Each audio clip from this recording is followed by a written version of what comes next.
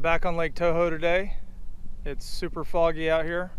It is like 10:15 in the morning. I didn't start videoing earlier because it was so foggy you couldn't see 30 feet from the boat. I'm out here with Tad from Louisiana. He's been in like 3 of my videos before. Tad fishes with me a lot. And it's middle of December. We're out in the middle of nothing. I mean, when I say nothing, there's no grass out here. There's no shell beds, there's no brush piles. It is a flat sand bottom. The one thing that is out here is a bunch of shad. The shad spawn's going on and we're catching them pretty good. We're dragging a shiner behind the boat just because I had some shiners left over from a couple trips ago, and so why not? Tad's caught a couple on shiners.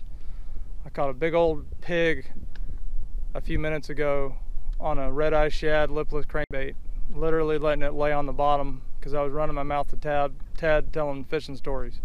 One of the things I want to talk about in this video is we have this Major League Fishing Bass Pro Tour coming up here next month, the end of January, and it's going to be pretty interesting. I know there's a lot of controversy out there about all the small fish, that type of stuff, but I'm pretty interested to see. I read some stuff on it yesterday. You know, most people watch MLF and they have to be, a scoreable fish has to be at least 1 pound. The thing we have on this lake is 9 and 10 pounders. And when they're here at the end of January, beginning of February, these fish are going to be on beds. So what do you guys think it's going to take? What kind of technique is it going to take? What if you pull up on a 8 pounder on a bed and you're in this tournament and you got 7.5 hours to fish, but it might take you 45 minutes to an hour to catch that 7.5 pounder? Would it be worth fishing for that fish or catching a half dozen 2 pounders in the time being? Because, you know, it's not a 5 fish limit like your standard tournament format that they'll have for FLW, which is like the following week, I think. It's going to be tricky because there's places like this or shell beds. You get a lot of schooling fish, a lot of offshore fish here, where you can, if they're biting good, you can catch 30 or 42 pounders in a day. Or is it going to be those guys flipping? Or is it going to be a combination of it? I would love to fish this MLF. Obviously, I'm not in that tournament, but it would also be very nerve-wracking because is it going to be the guys that go for the target, the bigger fish, or is it going to be the guys out here with lipless crankbaits and flukes and topwater plugs and that kind of stuff? If the weather's real bad, if we have a big cold front that comes through, is it going to be better to flip and just get those few big bites? But let me know what you think. We're going to see what kind of video we can do out here. Hopefully this fog will burn off soon. We got some fish blowing up, chasing shad out here. Lipless crankbait, jerkbait, fluke. They'll even eat a worm and chatterbait a little bit. So stay tuned and let's see what we can do. Feels like 80 all of a sudden, doesn't it? Burned off that dampness a lot. Yeah.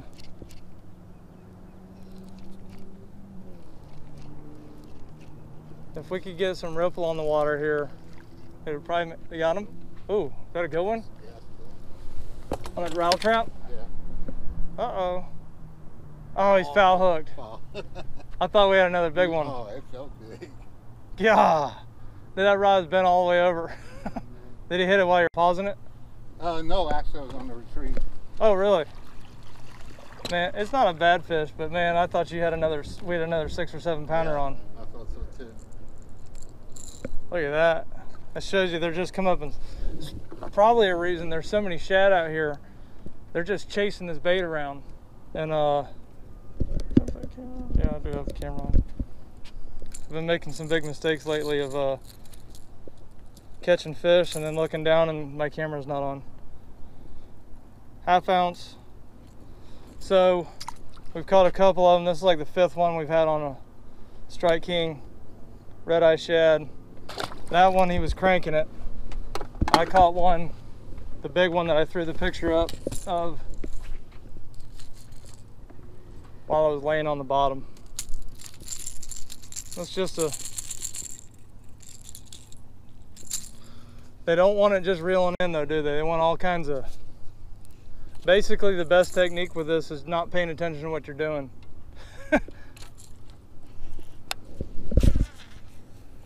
I thought that was a huge one. You didn't move when you laid into him.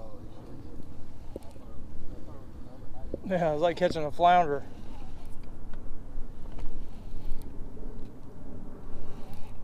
Looking at my tracks here, this is right about where we caught some of them other ones too.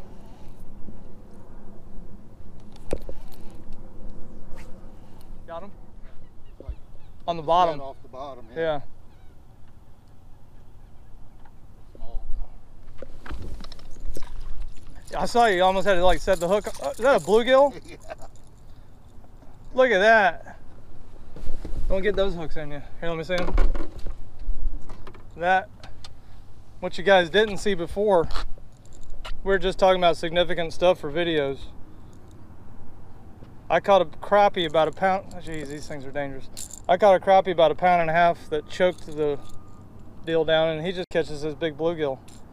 We could have done a catch and cook. Big bluegill, big crappie, and some bass.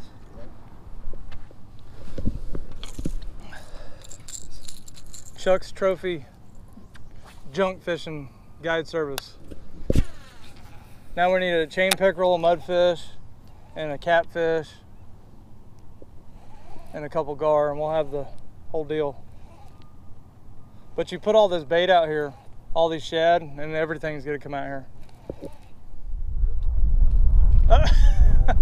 They hook himself. Finally, a sign of life.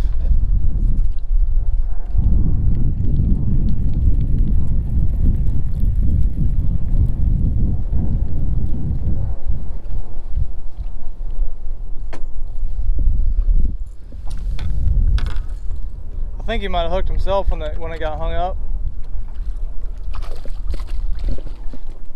Big old fish out here. What the heck just came out of his mouth? So, it's about 2 hours later for anybody that's watching this video, and the fog burned off, and I got excited and started recording, and then the fish stopped biting. And we're dragging these shiners behind the boat, and it's literally been nothing since then. That fish caught himself though.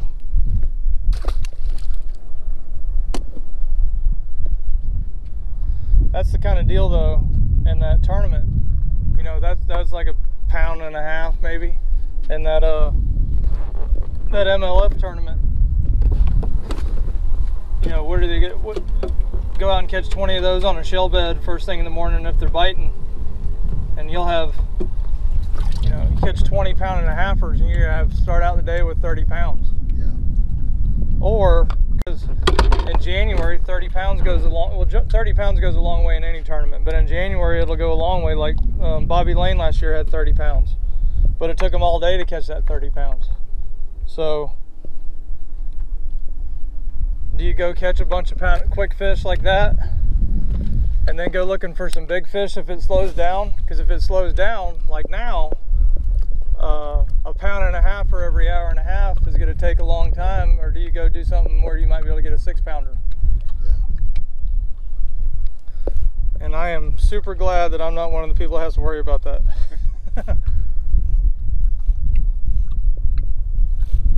But it'll be look at them right there. See them? See how they're not oh, go trolling motor, go. That's a couple fish. Oh, keep going, keep going.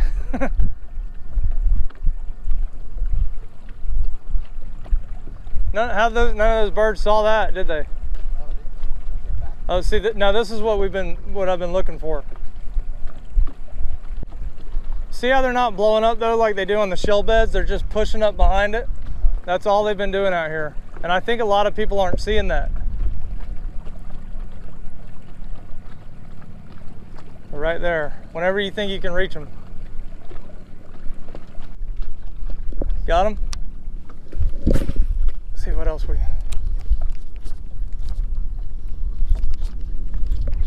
Oh! We've been chasing these dang schoolers around for 2 hours. Oh, there's one on the jerkbait. You got him? You want me to get him?